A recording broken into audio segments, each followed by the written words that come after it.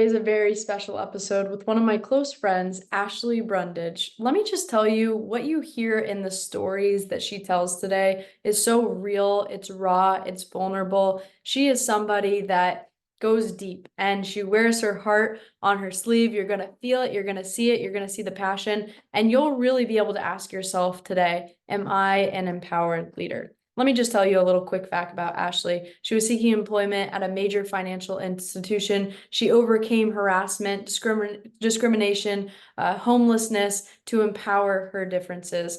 Not just her status as a transgender woman, but also missing the chance to go to college growing up due to her transition. Gender, education, ability, and religion played key parts in her journey of empowerment. She started her second career as a part-time teller. She rose to National Vice President of Diversity and Inclusion in less than 5 years.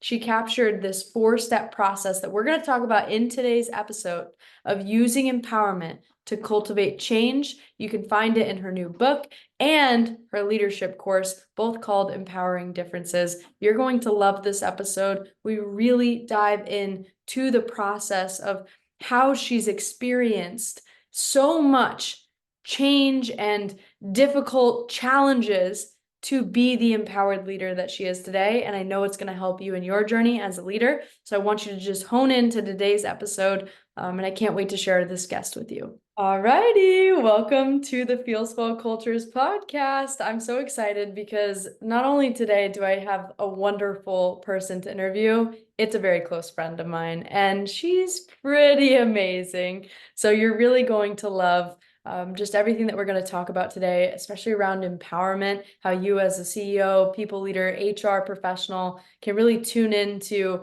not only your own empowerment, but your team empowerment. Oh, Ashley, just take it away. Ashley T. Brundage, my fave. Please just introduce yourself and let people know who you are. Yes, I'm glad to. Ashley Brundage at your service. Speaking of service, I have a lot of hats that I wear in relation to serving people in the community, and driving empowerment for people is my brand. I overcame harassment, discrimination, and a year and a half of homelessness, which taught me a lot about emotional intelligence. So I'm excited to spend some time with you, and hopefully you as a listener get a chance to take away some really good resources to help you on your empowerment journey.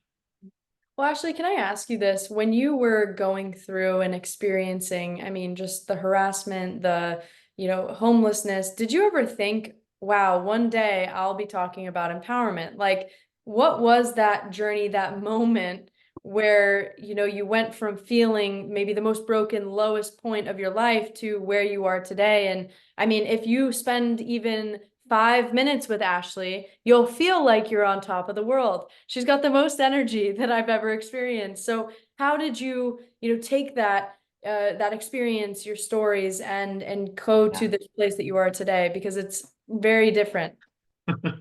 So I was at a job interview, and I don't know that I've ever actually told you this story, but I was at a job interview, and I had my face slammed in a doorway, and somebody was like, "We would never hire you or hire anyone like you. Get the heck out." And I went home that day after like my first really rough day trying to find employment in Tampa, Florida. And I remember home was just where our stuff was. Okay, let's make sure that people understand that. Okay. It was not our house. Okay. We were illegally squatting in this place. And I tapped into the neighbor's Wi-Fi because they were nice. They gave us their Wi-Fi password.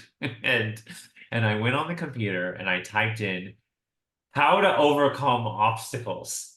Because I had lived in a world where I didn't really have to navigate a lot of obstacles. Like I would say things in the meeting, and then people would just do them. And I would suggest things at the company I worked for before, and then people were like, "Oh, that's a great idea." And now I'm like, "Oh wow, nobody really wants my opinion. Nobody really wants to hear my expertise." So I typed that in and I found an article that said that I needed to have more empowerment.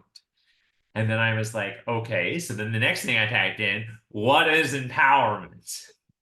And of course, like I'm thinking to myself, I mean, I kind of knew what empowerment was and what it meant to me, but I wanted to read the actual definition, which is authority and power connected to people. And so then I started sitting there thinking, okay, I know what people are because I really literally was an HR point person for a team of 50 people.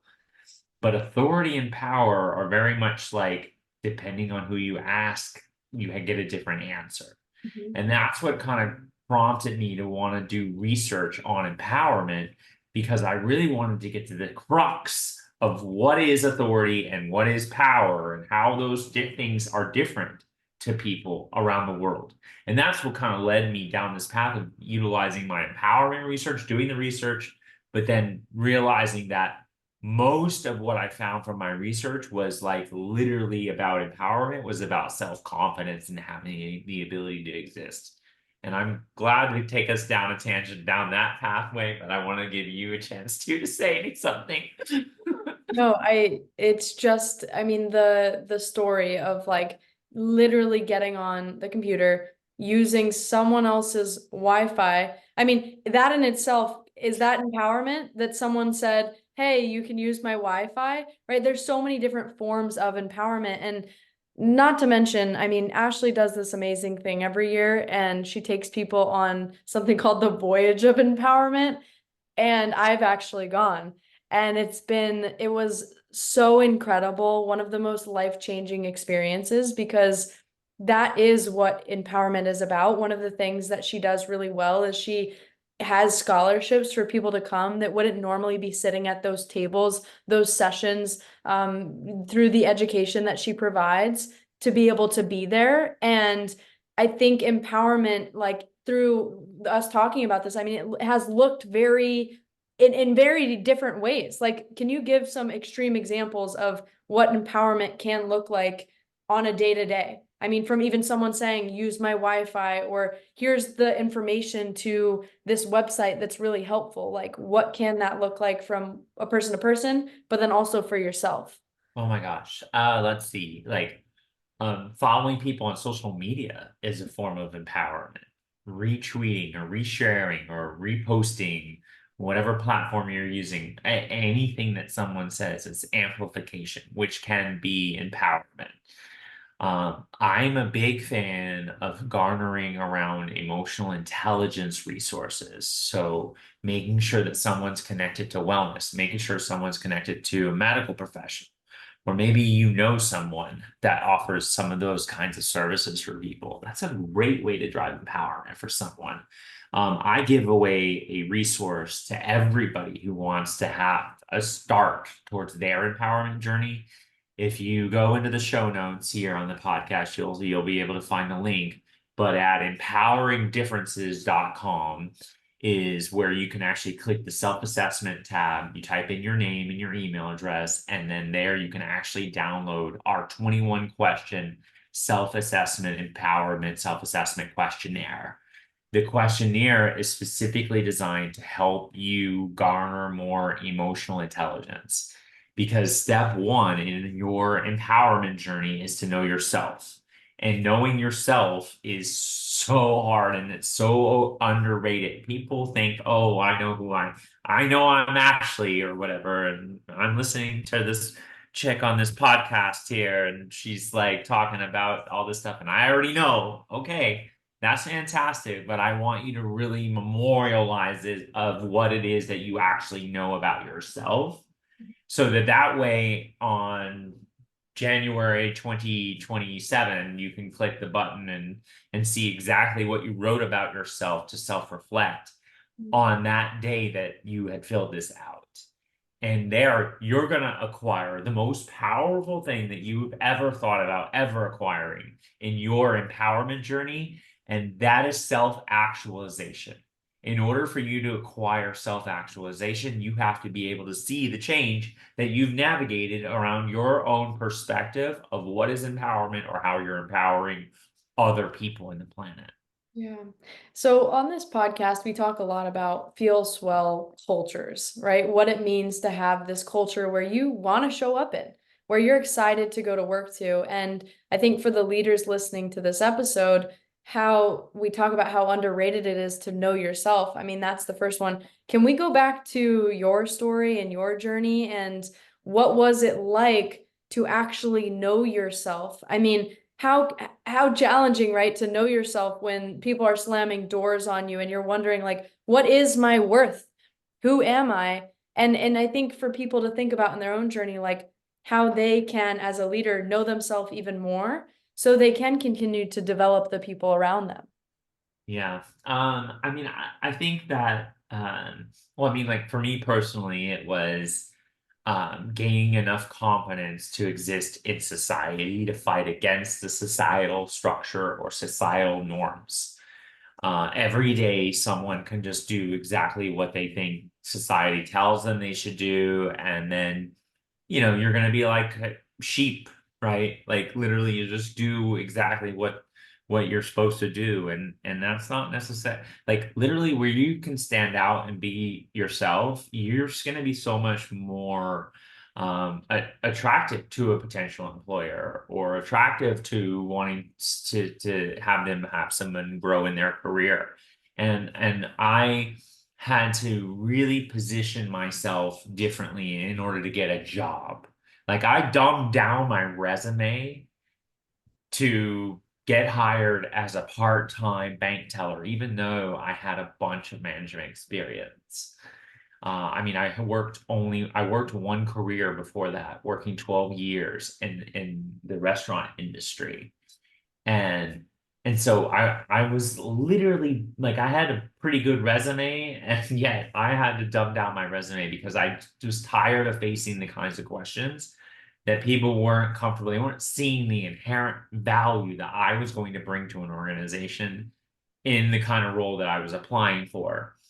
And I thought, well, if I could just get my foot in the door, then I could be an internal candidate and I could navigate through my career journey. And that's exactly what I did. So I started as a part-time bank teller at PNC Bank. And then over the course of 4 years, I went from part-time teller, full-time to banker to senior banker to doing business banking to being an investment banker. I was a registered investment advisor working in the financial services industry. And people like me really weren't working in the financial services industry, let alone a woman with red hair, let alone a woman with red hair with two kids, let alone a woman with red hair who has two kids and has three hidden disabilities, let alone the woman who I am and having to have to navigate some of the things that I face in society. So Mhm. all of those were part of that. It's all about finding my authenticity, but really think about how really getting to understand your worth is so important, and we undervalue our worth every day. Hmm. How can you empower people, if you're running a team, if you're, in a role where day to day people are looking up to you, they are looking for your guidance. How can you empower people to know your worth? I mean, what did you need? What did you need from other people in those moments when they were slamming the door, you were having to devalue what you actually could do? What did you need from leaders? Mm. Um, Compassion, Yeah. uh, validation, trust, understanding. Um, Honestly, I needed them to want to be better, to want to learn and be better. At Empowering Differences, we just launched a new product this week, which is our empowerment conversation cards. And it's a card deck, and literally, it's like literally it has 54 prompts of 54 different dialogue prompts, which is I'm so proud of our team for building. But it's like, wow, if the managers that that are out there that are struggling in this space, if you just had used one conversational prompt that would generate social awareness for you and your team, it would send an inclusive signal to them to know that you're open to have the conversation. I think that we get so caught up in thinking that, oh, we got to focus on business and only be talking about business. But at the end of the day, people will be so much productive for your organization if they know that you have the compassion and the trust to have those kinds of conversations. Because when people are working in an environment and they're constantly looking over their shoulder to see exactly what's happening next, or they're worried about how they're going to make a mistake, or they're worrying about if they can have the picture of their spouse on the desk, or that they could showcase that they have kids, or whatever it is that they're navigating. When they're doing that, that means they're not doing the work that you're hoping they're doing. Yeah, it resonates so much with even my story of how I became an accidental entrepreneur and, started my own company. And I think as we look at the future of work and where things are headed, Ashley, it's changing. I mean, you have Gen Z kids, right? I'm Gen Z. You understand what it's like to have, it's a different energy now. It's more vocal. And I think people are much more willing to walk away from environments that don't serve them. So with that being said, I mean, going back to looking at those different steps of empowerment so that we can create these kinds of environments. One, know yourself. Tell me more of the steps. Yeah, the 4 steps, because we don't want to make too many. Don't make it too complicated, right? Or you'll lose people. Yeah. So know yourself. So know yourself. Step 1. Step 2 is to know others, and getting to know other people is exactly like what you're doing. So thank you for listening to this podcast right now. It's an opportunity for you to learn someone else's lived experiences or perspectives. And that can be sometimes the most powerful thing that you do. Now, what you do with that is the ultimate question sometimes. But be thinking about how you navigate getting to know people who are different. That means you have to put yourself outside of your comfort zone, and you have to embrace intersectionality. It means you have to attend the Hispanic Bar Association event or the Hispanic Chamber of Commerce as a non-Hispanic person. It means maybe you should go to the Women's March. It means maybe you should show up at the county's Democratic Black Caucus, or maybe it means that you should meet the young Republicans, or maybe it means that you should meet people who have a different perspective or different opinion from you. Because you know what? When I was a banker, I didn't just show up at the banking events or the financial events. I went to the healthcare events. I went and people were like, it's like this doctor, this service provider, and then there was Ashley, and they were like, "Why is PNC Bank here?" And I would be like, "Oh, well, I mean, isn't your finances like so important to your health?" Yeah, And well, then they were like, "Yeah, actually, that's really smart, actually, right?" And then I would be like, "Yep, that's exactly, you have to go outside the box. yeah. You should be meeting with all different types of people. You should be listening and having the emotional intelligence to have a conversation with them." Mhm. Okay, that's why step 2 is so important. Right. And that goes back to know yourself. You have to know what your capacities are, where you're at, right? And we really can't have these amazing conversations that get to be so deep and you learn so much. And there's the most incredible nuggets if we aren't open to new ideas, new Yeah, people. And, yeah, and I think it's one of the best things that you do with the Voyage of Empowerment because you bring together people that are on a boat together. There's no going anywhere. But captive what audience. but what you get, captive audience. There you go. Right on it. And you anchor them right down in there. They And are anchored on. they're anchored on. And I saw this transformation in real life. And I know that empowering people and bringing people together that are different works because I felt it. I saw people come up and they'll say something like, wow, like one of the nights I believe that we were there and I was so fortunate to do a lot of the wellness programming on this voyage of empowerment. But one of the nights someone came up who had not really spent much time in an environment like we were in, and they didn't feel so comfortable opening up, but they saw that when one person was vulnerable, another person got to be vulnerable. And they started over I think we were there for what, 5 days? Was it 4 or 5 days? 5 days. And maybe on the third day, right? Everyone comes in stiff, but then they start to get loose, and you'll even see it in Yeah, the pictures. You saw this person open up and share and have this healing relationship, this new way of being able to be in environments that are different than what they're normally in because they allowed themselves to, one, get uncomfortable. That's not always the easiest part, but two, really get to jump into it. So, Ashley, you do such an amazing job of bringing people together. Now, what's step three? Oh, yeah. So step three is to develop your strategy. Because if you think that for some reason that if you want to empower someone's social economic class situation, that it's the same leadership actions as if you want to empower someone's gender, you have another thing coming. Okay. Because for each of all the empowering differences that people have, there are different empowering actions that you should do to drive the empowerment faster. Um, Social economic class empowerments require strategic investments and it requires creating access points for opportunity.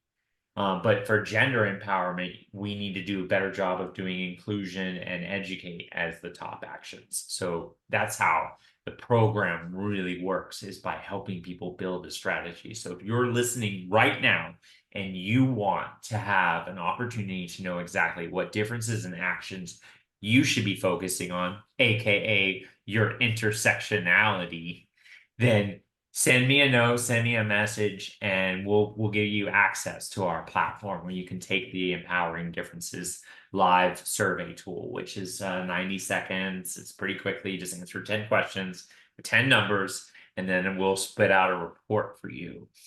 And the report will tell you your intersectionality in relation to how you drive empowerment for yourself, because that's important. Sometimes if you're disempowered, you need to do more self-empowerment. And also, it will tell you exactly how you should drive empowerment for others, which is exactly what you should do when you are already empowered. Hmm. So Yeah. let's give another example as we're talking about this, and definitely take the assessment because you're gonna really see the results and you're going to see the areas that you need to improve because we're not perfect. And when we can look at that as leaders and go, where do I need to focus in on this a little bit more so that I can be better for those around me? That's significant. So Ashley, an example for us in our relationship that we have, one of the things that I felt, disempowered in was my age. And this is something that I've actually spoken a lot more about because it was, in our society, people deem years of experience as very worthy and very high. And so when you step into the world of entrepreneurship and meeting with other businesses and other owners, they want to know, like, can you really do this? Or what Mm. does a 25-year-old know? And I think one of the things that's been really great, Ashley, in our relationship is you've empowered me with one of the actions of mentorship. Mm. And being that in where I felt more, disempowered, I now feel more empowered because I have that guidance, that mentorship, and that's one of the actions for age. It is. It is. It's the top empowering action for age empowerment. What from our research, 100%. Yeah, Yeah. I And love so it. I feel like that you've almost teased the fourth and final step, right? Which is empowering actions. Mhm. So you need to have a strategy, and then the strategy will tell you exactly what actions to focus on. And there's a lot of actions. Our framework is 10 actions, but we shorten the list for you based on what differences you're trying to find empowerment for. But know that in order to make an action an empowering action, then that means at some point you should be able to back your you know what up. Okay. If you're going to use that word empowerment or empowering, then you need to be able to communicate what's making it empowering. And so if you say that you're doing an empowering action, and I challenge you back on saying, well, then what is making that empowering? And so that means in order for something to be an empowering action, it has to contain three elements. One is who, right? The people, right? And then, of course, the other is authority and power, right? So authority, power, people. We call it the app of empowerment. Authority is the emotional side of this action. Humans so often don't give ourselves an honest answer to any emotionally charged question but you can share how it made you feel from doing that action. And if you build a good enough relationship with the other person, then maybe you can ask them as well. And you can do a 360 review feedback. Okay. And then power is something that is easily intrinsically measured by some other unit of measure. So that could be time, it could be money, it could be the amount of people involved, it could be a lot of things, but it's usually something that's number centric. And so, like when you're listening to the podcast, right? There's a counter going on the thing on your phone or whatever device you're listening to right now. It's literally tracking how long you've been listening to what we're talking about. And that literally will tell you exactly the power portion of the metric. Hmm. Yeah. That's Yeah. powerful. That's powerful. For real. And I think what it is too, Ashley, is that when people know the steps, it's easier to put into perspective like how to actually empower people and how to empower yourself. I think that word is thrown around a lot and people don't actually hone in to a process. It's like empowerment XYZ, but are you really empowered? I think that's what I'm going to name this podcast. Are you an empowered leader? Because can we actually ask ourselves those really hard questions that we may not always want to answer to get the real feedback we need to move forward? And then can you put this information out there in your ecosystem, in your world, and make that environment better? And I truly think if the leaders that I had, would have had these skills, would have had these tools, I would have still been there. I keep saying that all the time. Like, I wanted to be a part of a company, a culture, an environment that really made me feel like I could grow, that I was, being taken care of, my well-being, all of those things. And I think when we add in these aspects, we don't realize how deep they are for somebody and how much it can touch them and change them and keep them a part of a culture that they want to actually be at. Ashley, I'm Love going to it. leave you with one last question because I just loved every bit of what we talked about today. And I think it's going to require people to really reflect on their own experiences and their own teams and the ways that they lead. And I want to know from you, what does on a day-to-day being an empowered leader mean to you? Um, Put you on the spot. yeah, yeah, no. I mean, I think that an empowered leader is the one that knows exactly what differences they should be empowering Mm. for each of their people. Empowering differences is 100% about knowing which differences you should be empowering. I'm saying it again because it's that important. You cannot do the same thing. Like if someone has a differing ability or disability, that what you should do to drive empowerment for that person is not the same thing that you should do to drive empowerment for women in your organization. You have to be so purposeful, right? Because there's so much happening in the world.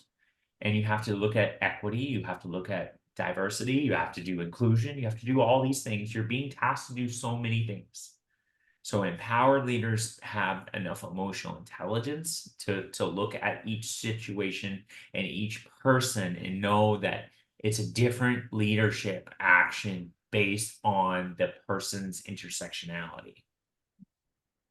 Yeah, that's no more words. Like that right there. Take that That in. part. Yeah, That part. exactly. Period.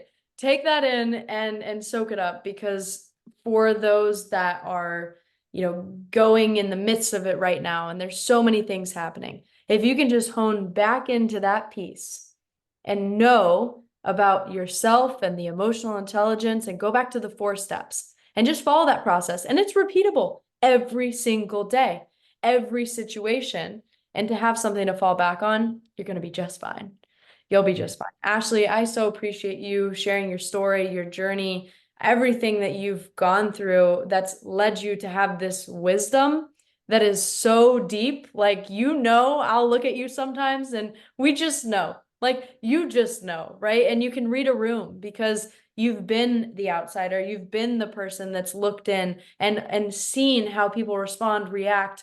You have this emotional intelligence that is beyond words a lot of times. And that comes with the reflection that you've had to do and knowing yourself and getting to know other people. And I swear, I say this all the time, the voyage of empowerment, the way that you brought people together, that is such a gift that you have. And I'm so honored and lucky to know you and have you on this podcast. This is actually the first ever FeelSwell Cultures interview podcast. And I'm just so excited because this information is gold. And anyone who listens will take it and run with it. So thank you so much for coming on the episode. How can people connect with you? Oh my goodness. Yes. You can follow me on social media, Ashley T. Brundage, on all platforms, all one word, Brundage. And you could go to empoweringdifferences.com, and that's your one-stop shop for all your empowerment resources. And yes, we have a lot of stuff out there. There's a book, there's a workbook, there's a leadership course, and now there's conversational cards. And as you heard, there's also a convention that is on a cruise ship called the Voyage of Empowerment. We produced that event with help from really awesome other people who are really awesome as well. So yeah, that's really cool stuff. I love it. Thank you so much again, Ashley. We'll link all of this in the show notes, and we can't wait to see you on the next episode. So we'll see you soon.